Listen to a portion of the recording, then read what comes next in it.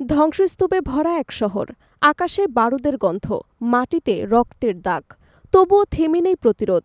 গাজার হৃদয়ে আল কাসাম ব্রিগেড লিখছে ইতিহাসের নতুন অধ্যায়। ইসরায়েলি বাহিনীর অত্যাধুনিক অস্ত্র এবং পশ্চিমা জোটের সমর্থনের বিপরীতে ধ্বংসস্তূপের ভেতর থেকে অবরুদ্ধ অঞ্চলটির যোদ্ধারা চালিয়ে যাচ্ছে দুঃসাহসিক অভিযান। গত ১৭ই আগস্ট আল কাসাম ব্রিগেড প্রকাশ করে ৪.৫ মিনিটের একটি ভিডিও। এতে দেখা যায় খান ইউনিটস শহর এবং সালাউদ্দিন স্ট্রিপের দক্ষিণে ইসরায়েলি ট্যাঙ্ক এবং বুলডোজারের দিকে হামলা চালাচ্ছেন যোদ্ধারা। আল জাজিরার প্রতিবেদন অনুযায়ী ভিডিওটি প্রতিরোধের দৃশ্যকে বিশ্বজুড়ে নতুন করে আলোচনায় এনেছে। ভিডিওর শুরুতেই তুলে ধরা হয় শহীদ কমান্ডার মুহাম্মদ দেইফের এক পুরনো উক্তি। এই ভূমিতে বপন করা হয়েছে হাজারো বীজ।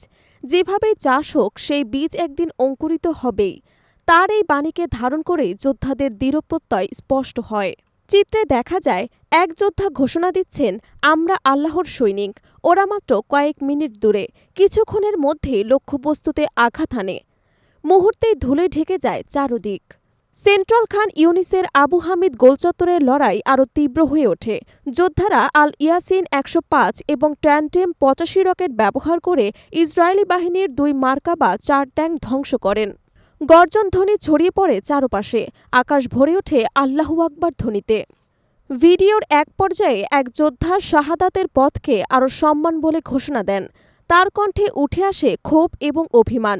গাজাকে একা ফেলে রাখা হয়েছে বিশ্ব রাজনীতির দাবার ছকে, তবুও তাদের আস্থা অটল। আমরা আল্লাহর ওপর ভরসা করি। উত্তর খান ইউনিসে আল খাতিব মসজিদের কাছে ধরা পড়েছে নতুন এক লড়াইয়ের দৃশ্য। হামাস যোদ্ধারা দুদিক থেকে ঘিরে ফেলে ট্যাঙ্কবাহী শত্রুদের ওপর একসাথে ৩টি রকেট লঞ্চার দিয়ে আঘাত হানে। মুহূর্তে ধ্বংস হয় ইসরায়েলি ট্যাঙ্ক। ভিডিওর শেষভাগে প্রতিরোধ যোগ দেয় সারওয়া আল কুদস এবং আল নাসের সালাউদ্দিন ব্রিগেড। একের পর এক মর্টার শেল এবং রকেট নিক্ষেপ করে তারা। ধোঁয়া এবং ধুলায় আকাশ ঢেকে গেলেও যোদ্ধাদের চোখে স্পষ্ট প্রতিজ্ঞা, স্বাধীনতার স্বপ্ন ছাড়া পিছু হটার জায়গা নেই।